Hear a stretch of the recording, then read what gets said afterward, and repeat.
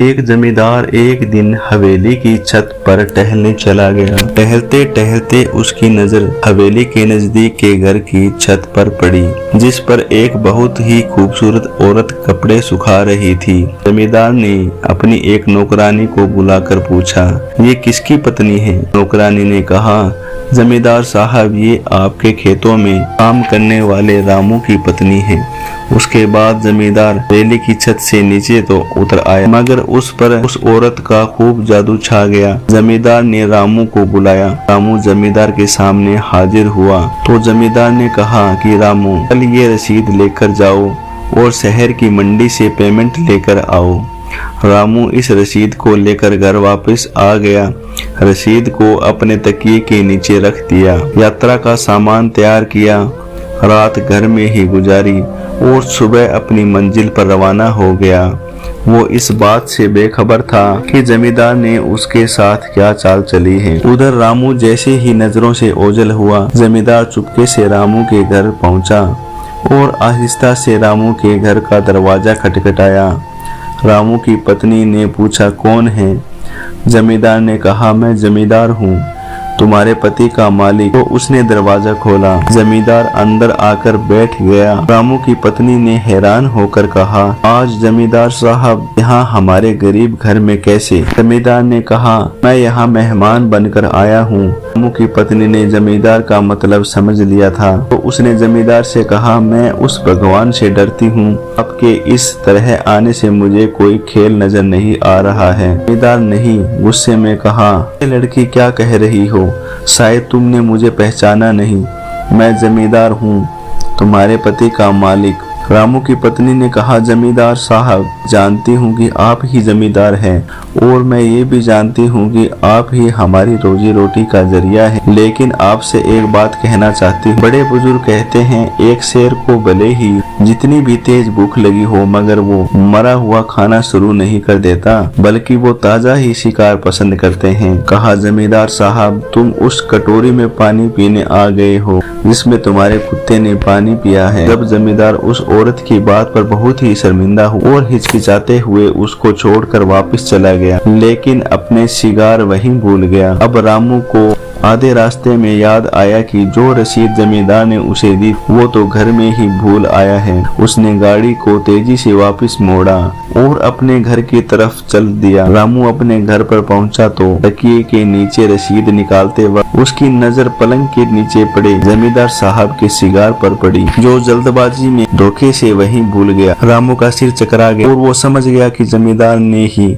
उसको यात्रा पर सिर्फ इसलिए भेजा था ताकि वो अपना मतलब पूरा कर सके। किसी को कुछ बताए बगैर चुपचाप घर से निकल गया और काम खत्म करने के बाद जमींदार के पास वापस आया तो जमींदार ने इनाम के तौर पर उसे 5 बोरी अनाज की दी। रामू अनाज की बोरियां लेकर बाजार गया और अनाज बेचकर अपनी पत्नी के लिए कपड़े और कुछ तोहफे खरीद लिए। घर पहुंचकर पत्नी का हाल चाल पूछा और कहा, चलो तुम्हारे मायके चलते हैं। रामू की पत्नी ने पूछा, ये क्या है? रामू ने कहा, जमींदार ने इनाम दिया है और मैं चाहता हूँ कि यह कपड़े पहन तुम अपने घर वालों को भी दिखाओ। पत्नी ने कहा, जैसा आप चाहते हो। पत्नी तैयार हुई और अपने मायके अपने पति के साथ चली गई। दामाद और बेटी और उनकी लाई हुई तोहफे को देखकर घर वाले बहुत खुश हुए। रामू पत्नी को छोड़कर वापस आ गया और 1 महीना गुजरने के बावजूद रामू अपनी पत्नी का न हाल पूछा और न ही उसको वापस लाया।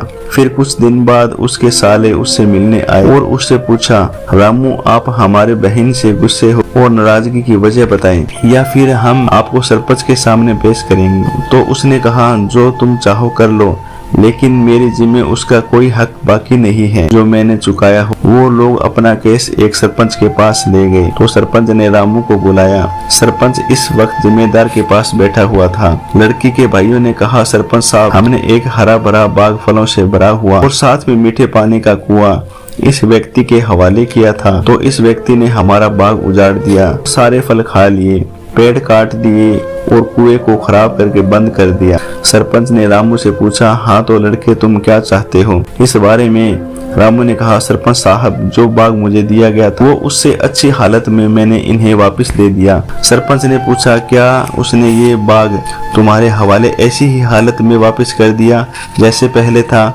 उन्होंने कहा, हाँ, वैसे ही हालत में वापस किया है, लेकिन हम उसे बाग वापस करने की वजह पूछना चाहते हैं। सरपंच ने कहा, हाँ रामू, तुम क्या कहना चाहते हो इस बारे में? रामू ने कहा, सरपंच साहब, मैंने बाग किसी बात या नफरत की वजह से नहीं छोड़ा, बल्कि मैंने बाग इसलिए छोड़ा कि एक दिन बाग में आया तो उसमें मैंने शेर के पंजों के निशान देखे। मुझे खौफ हुआ कि वो शेर मुझे खा जाएगा, इसलिए शेर की डर की वजह से मैंने बाग में जाना बंद कर दिया। जमींदार जो टेक लगाई ये सब कुछ सुन रहा था, वो उठकर बैठ गया और कहा, रामू, अपनी बाग की तरफ बेफिक्र हो जाओ।